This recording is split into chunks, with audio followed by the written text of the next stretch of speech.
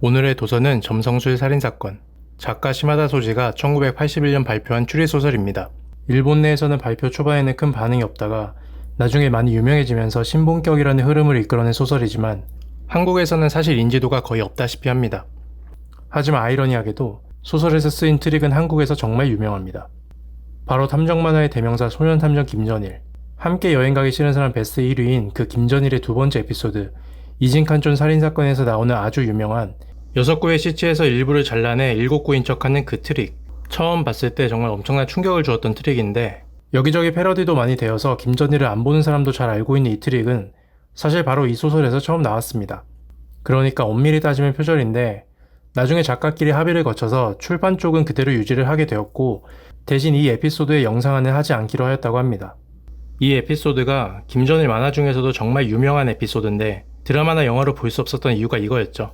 저도 어릴 때 정말 충격적으로 봤었던 에피소드인데 그 핵심인 트릭이 표절이라는 게 좀 짜치긴 해요.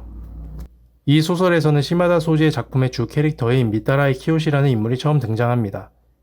일단 캐릭터 설정 자체가 좀 외적인 매력도 있고 머리도 정말 좋고 그런데 좀 독특한 성향이 있어가지고 사건 같은 것도 이제 직접 움직이기보다는 방구석이나 이런 데서 머리로만 이제 추리를 하고 파악을 하는 그런 인물입니다.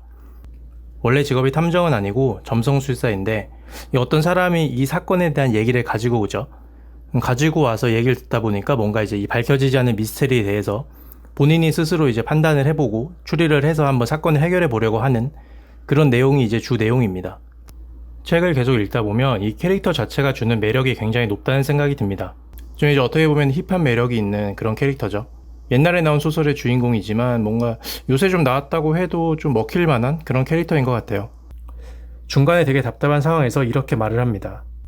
도쿠가와 이에야스와 에어컨에 관해 토론한다면 아마 이런 식으로 허무하겠지. 이 대사 한마디가 이 캐릭터의 어떤 성향을 단적으로 좀 보여줬다고 생각을 해요. 이 주인공의 직업이 점성술사라서 책 제목이 점성술 살인사건은 아니고요.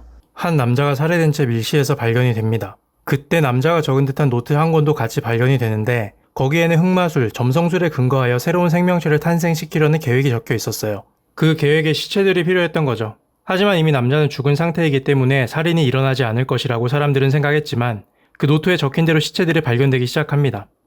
결국은 밀실에서 살해된 남자에 대한 미스테리와 그 남자가 없음에도 불구하고 계속 발견되는 시체들에 대한 미스테리, 이 모든 것이 당시에는 미제로 끝나게 됩니다. 그 이후 40년 뒤에 주인공들이 관심을 가지게 된 것이 이야기의 시작입니다. 일단은 기본적으로 문체가 좀 딱딱해서 초반에 지루하게 느껴지기도 합니다.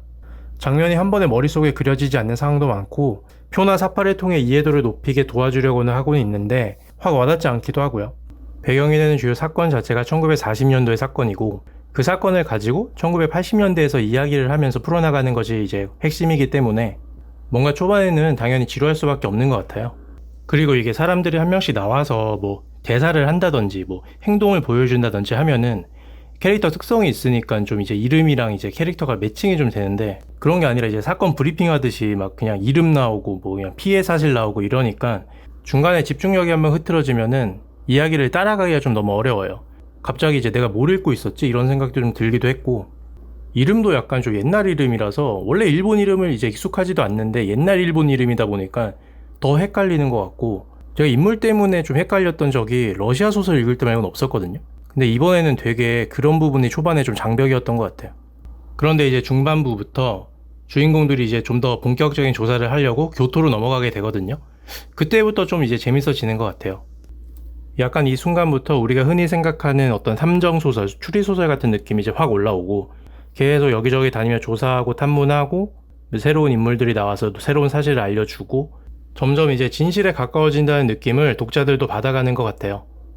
마지막에 주인공의 입에서 진실과 트릭이 함께 밝혀질 때 다 알고 있는 내용이긴 하지만 그래도 작중에서 직접 밝혀지는 순간은 굉장히 집중도도 올라가고 재미가 있습니다. 역시 이러한 장점이 있기 때문에 아직까지 일본에서 명작으로 남아있는 것 같아요. 초반만 잘 넘기면 재미있게 읽으실 수 있는 책입니다. 근데 읽다가 도저히 지루해서 안 맞는 것 같으면 그냥 덮고 김전일 한 번 더 읽으시는 게 좋을 거예요.